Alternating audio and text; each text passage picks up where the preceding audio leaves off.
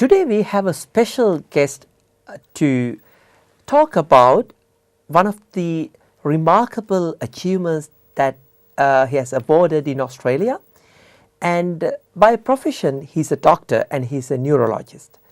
Now, first of all, we would like to welcome Professor Tissa Wijeratne, the chair of Migration Foundation Australia. Welcome to the Sri Lanka Morning Show program, Dr. Wijeratne. Thank you very much, Tushara, for having me for Sri Lankan Morning Show. I know that it was a journey, but there was a good recognition very recently for the contribution that you have rendered to the field. Now, as far as I know, the AMA Victoria Awards, which was held in 2019, they have recognized you for the 2019 Priscilla Kincaid Smith Award. Can you talk about it? This came as a total surprise to me. I know that I worked hard and I have contributed and I continue to contribute. But Victoria is a fantastic state. We got some of the best brains in the world. So my colleagues at all other hospitals, all other neurology department, they are led and they are contributed by some of the most brilliant brains in the world. So among them, for me to get an award was not something that I ever thought of in Victoria. But you deserve that, I guess. I was quite touched and humbled with this award. The other important thing is Priscilla Kincaid Smith herself. Late Professor Priscilla Kincaid Smith's story is a remarkable story.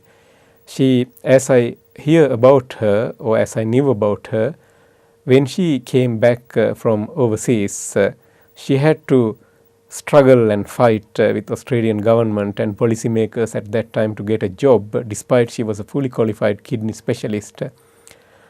As it was the rule at that time that if you are a woman and if you are married and have children, your job is to stay at home, not work. So she couldn't work for about 10 years. But the rest is quite amazing. She not only found work, she found her way to become the first professor of medicine, in fact first professor in any specialty in Australia as a married woman. And she then went on to become the first president of Royal Australasian College of Physicians, which I am a fellow of.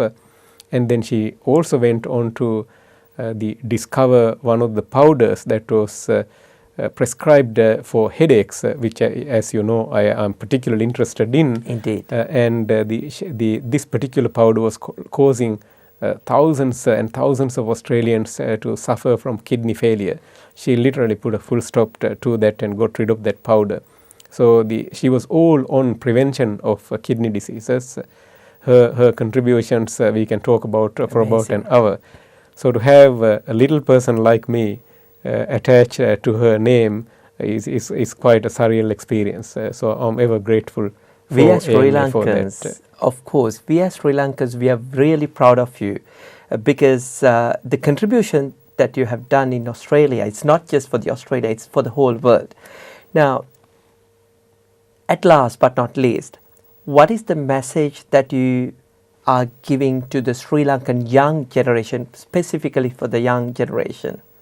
I think my plea to them is, as you know, I often travel back to Sri Lanka and I still try my best to involved in promoting brain health activities in Sri Lanka also. In fact, almost all the years since I become a specialist, I would have someone coming to me from Sri Lanka to go through further training with us, hoping that they would go back and continue to promote better brain health activities. The important thing is brain matters. You are asking all these good questions from me because of your well-functioning brain. I am answering these questions as best as I can because of well-functioning brain that I am having at this point of time. Our viewers from all over the world watching this show either on their television or YouTube channel because their brains are functioning. But the problem is our brains are at a crossroad now. The brain disorders are common. contrary to popular belief. 1 in 3 of us are at risk of developing a stroke or dementia unless we take care about them. 1 in 5 of us are suffering from disabling migraine type disorders. Then there are other neurological disorders that had been neglected for a long period of time. But the important thing is these are preventable disorders. So to my plea to younger Sri Lankans is primarily, if you are a high school student, be interested in medicine, be interested in brain, be interested in becoming a neurologist and advocate for better brain and health. Determined to do that. For others who may not be interested in that, it doesn't really matter what you do. We got one life, and make sure that you live that life well and give it everything that you got. I remember vividly when I was very small. Those days there were no televisions, of course. We would rally around the radio as kids. One of the very popular program for most of us was a children program called Handamama. It was done by Lambert Pemma Mama and Sumana Jayatilakananda, I think. Yeah. I remember vividly, once I was probably 7 or 8 years of age at that time. Obviously, I was a bit jealous with other kids because they would go to Handamam and they would sing and do other things. But from Bandarwala, that was not an option for us. Certainly not for an option for my simple parents at that time. So there was this father, Mersalin Jayakodi, Yes. who came to Handamama program. He told the kids at that time, which I was also, he said to the audience that in life, whatever you do, 99.999% of that is effort, determination, courage, working hard, the sweat, tears, blood. So he wasn't saying this from violence point of view. He was saying that wherever you are, you have to work very hard with whatever you do. And then he also mentioned about luck and spirituality also, and those support they belong to the rest of the 0.0001%. So my message to younger audience in particular, all over the world, particularly in Sri Lanka and Victoria and Australia, of course, is whatever you want to do, if it is a good thing, make sure that you elicit that 99.999% effort, determination, courage, and wanting to do those things. And don't believe in luck and rest of the other things. They are important, but most important thing is be determined and work hard. And strive towards your desires. Yes, and the important thing is you have to enjoy the journey also. It is important to remember that what is in it is enjoying your journey. It's not the destination.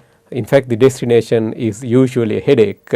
You have a lot more responsibilities that you don't want to have. Therefore, it is important that while you are working hard, be passionate on what you do and enjoy what you do also. For our Sri Lankan viewers, I would like to remind them that I am very much involved in migraine and headache disorders. They are very common. In fact, it is the leading cause of disability in Australia and globally for working class people. I like to remind this working class people business because this is the group which is holding this society up. That's over 1 billion people. At the moment, there is significant lack of research and research support for this area globally, and it is worse in Australia also. So as a result of that, we set up a new foundation, a charity called Migraine Foundation Australia. You can Google it, you can come to our website, rally around us and support us.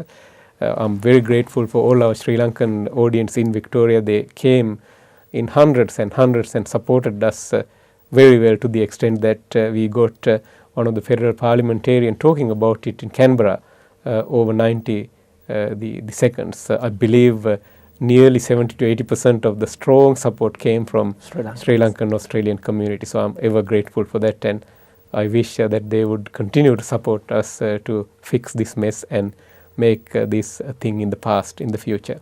With that note, we would like to thank you very much for you to sharing these thoughts with us, and thank you for the contribution, and we wish you all the very best from Sri Lanka Morning Show program. Thank you very much, Tushara. It was a pleasure to be here in Sri Lankan Morning Show again. Thank you once again.